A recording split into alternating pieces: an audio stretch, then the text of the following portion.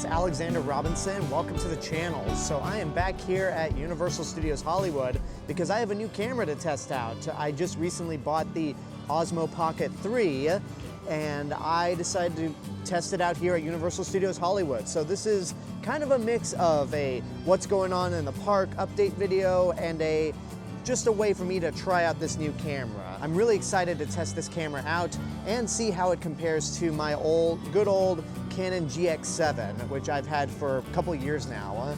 So I actually did a couple of side-by-side comparison shots before entering the park. One of the Universal Studios entrance and another of the Tri-Wizard Spirit Rally. And I even tested out the different frame rates of this camera during that show. So I will show those examples right now.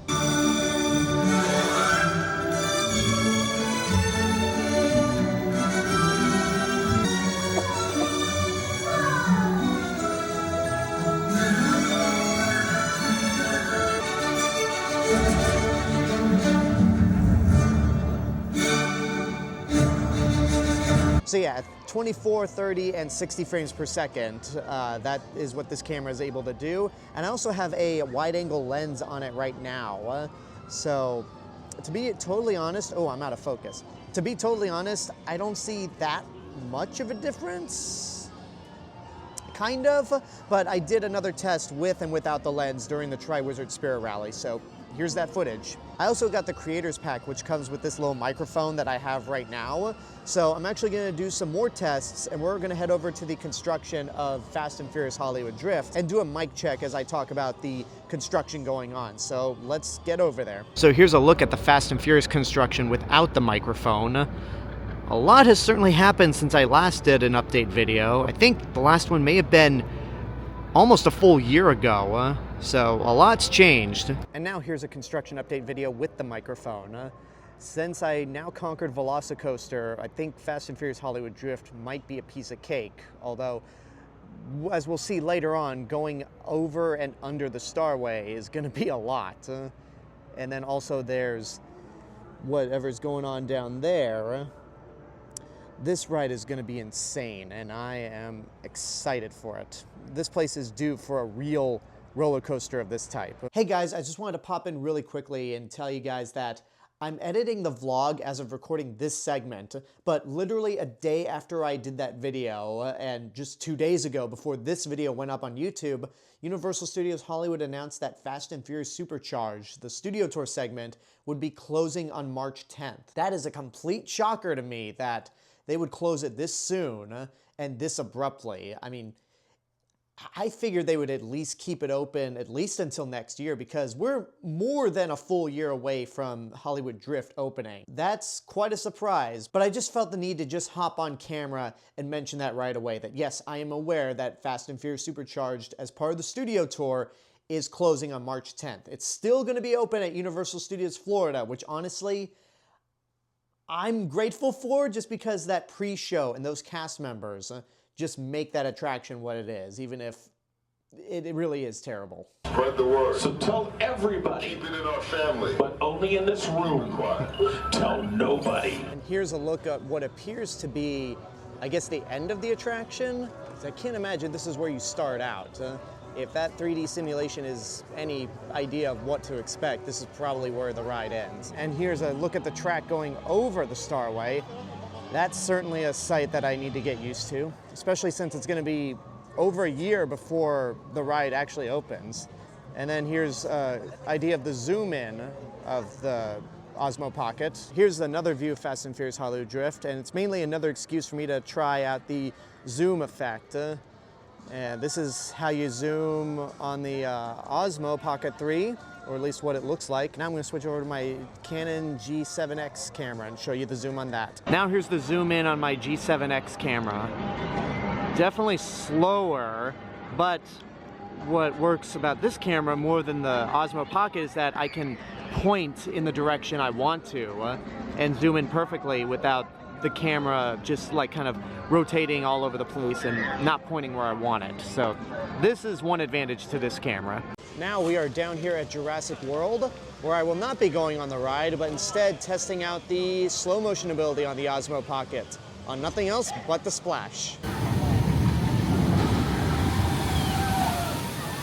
So that was the Jurassic World splashdown at regular speed, 30 frames per second. Now here's the Jurassic World splashdown in slow motion on the Osmo Pocket 3.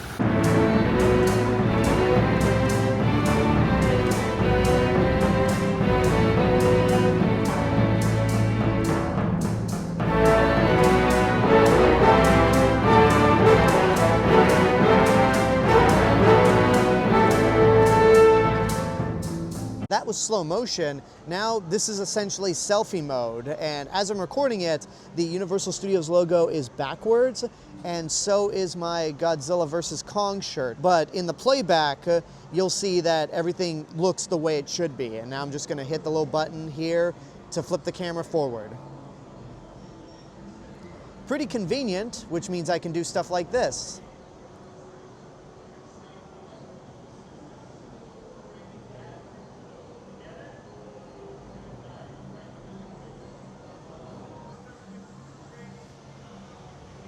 All right, moving on. I am now inside Super Nintendo World, where I'm gonna test out two features actually. The first is gonna be the time-lapse feature. So I'm gonna hop in line for Mario Kart, which is currently at a 25-minute wait, to test that feature out. So I decided not to go on the ride because the line was a little longer than I anticipated it would be. The park closes in 40 minutes, and there's another test I'd like to try to do in the upper lot. But the second test I want to do here in Super Nintendo World with the Osmo Pocket 3 is low light setting. So this is Super Nintendo World just as is. No low light setting, just regular setting. And now here's low light. This is the low light. I don't see that much of a difference outside of the fact that it switches automatically from 1080p to 4K. It's still 30 frames per second, but right now, just looking at it on my screen, it doesn't look like there's that much of a difference, but maybe in the video there will be a difference. Now I'm gonna switch over to my Canon G7X. Here's Super Nintendo World with my G7X camera, and this camera seems to automatically do low light wherever I'm in. And I can't tell that much of a difference, but both cameras look really good regardless. I still think either camera works pretty well with low light setting because, again, the G7X does it automatically, whereas the Osmo Pocket here has both settings, but it all looks good regardless. So I'm gonna do another time-lapse setting as I go back up the Starway, just to get some longer footage. And then I've got one more test to do with this camera before calling it a day. Now I've got only one more test to do, and that's how well does the Osmo Pocket 3 do when recording a ride. So I'm going over to Secret Life of Pets, which currently has a 35-minute wait time. The park closes in 20 minutes, but as long as I'm in line for the ride, then I'll be able to get on without a problem. I decided to do Pets instead of Jurassic World because I didn't want to risk this camera getting wet because it's brand new. I don't want this getting wet. So Secret Life of Pets it is. I have a ride video from a couple years back with my G7X camera, so I'm excited to see the comparisons of how it looks with that camera versus this one.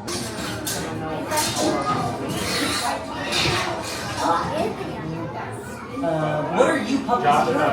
Oh, hey, Gidget. Are you okay? What? What do you mean? You need help. No, you're not needing help.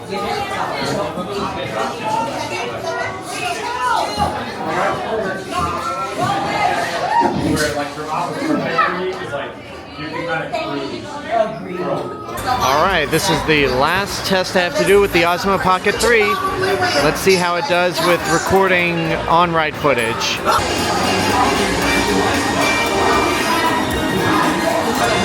Snowball. Something I never thought I'd say.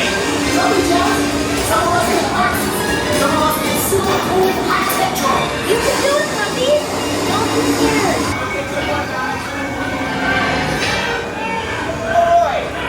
Don't trespass anymore.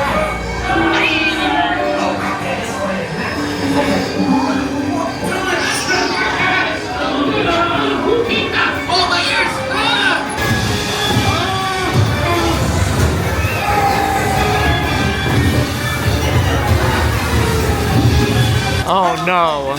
I said I wanted to do this ride instead of Jurassic World to avoid getting the camera wet, but I forgot about this part. Don't yo! Okay, I think the camera's fine, huh? I think it's all fine.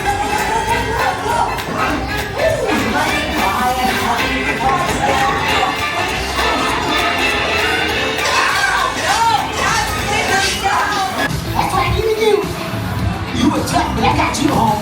You back leaving already? I just found this place. All right, so just got out of Secret Life of Pets. The park is now officially closed. I'm gonna walk back to my car and then tell you what I think about this camera when filming rides, because I have some mixed opinions.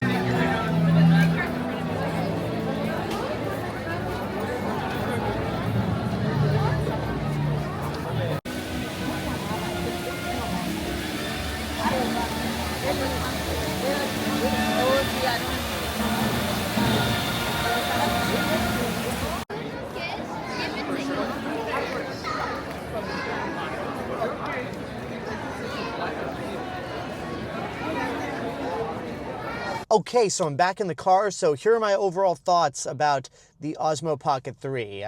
There are a lot of positives to this camera, like being able to do this, just putting it on my dash on the car and just recording like this, that's really convenient. Selfie mode, which I am in right now, also super convenient. I love how the camera is able to stabilize itself whenever I'm recording something. It just always seems to stay in position. Like, let me show you, for example. So here's the mirror. Hello. I'm moving the camera side to side, or at least the handle side to side, but the actual camera is stationary. So it is just not moving. That is incredibly convenient. Now, in terms of the negatives, I still need to get adjusted to like moving, doing this, because I'm trying, maybe it's because it's in selfie mode, but it's a little difficult for me to just move the analog stick in the direction I want it to go. Also, this is a terrible camera for shooting on-ride videos, because when I was on Secret Life of Pets, the actual camera itself would just kind of wander off into a section that I didn't mean to focus on, like almost like it has short attention span and is going, ooh, what's that? So the Canon G7X camera is so much better for recording on-ride footage because you're able to zoom in when you want. You don't have to push the screen repeatedly if you want to zoom the camera in or out, or just move the camera in a certain direction. The convenience is just right there for the G7X, but this camera still really good. The mic also especially helps. So it's always nice to have another camera on hand, because there's going to be a big trip coming later this year, which is probably the main reason why I bought this camera, and I'm excited for that trip. I can't say what it is yet, but in the next month or two, I'll basically make a video saying, hey, here's the big trip. And also, this camera will really help me for my movie review channel, because I'm doing a new segment where I do out-of-theater reactions, and considering that this camera is so small, fits in my pocket, hence the name, and has the mic, that'll come in handy as well. So I think it's a good purchase that I made. I've seen Jackie from Super Enthused use this camera. The All Ears Net crew, each of them have this camera as well. So the quality already before getting my own was impressive, and having the chance to actually use this camera, I dig it quite a bit. So thank you guys for watching this video. The next vlog will be coming sooner or later, and by the time that new vlog comes up, my hair will not be a complete mess. Yeah, this will all be like chopped off. Well, not all of it, but I'm getting a haircut basically. So keep your eyes open for that vlog in the future. If you want to follow me elsewhere on the internet, you can follow me on Blue Sky, Instagram, Letterboxd, and soon Flashes, the Instagram equivalent on Blue Sky, and also my movie review channel, Alexander Robinson Movie and TV Review. I'll see you guys in the next video, but until then, have a good day, take care, and safe travels.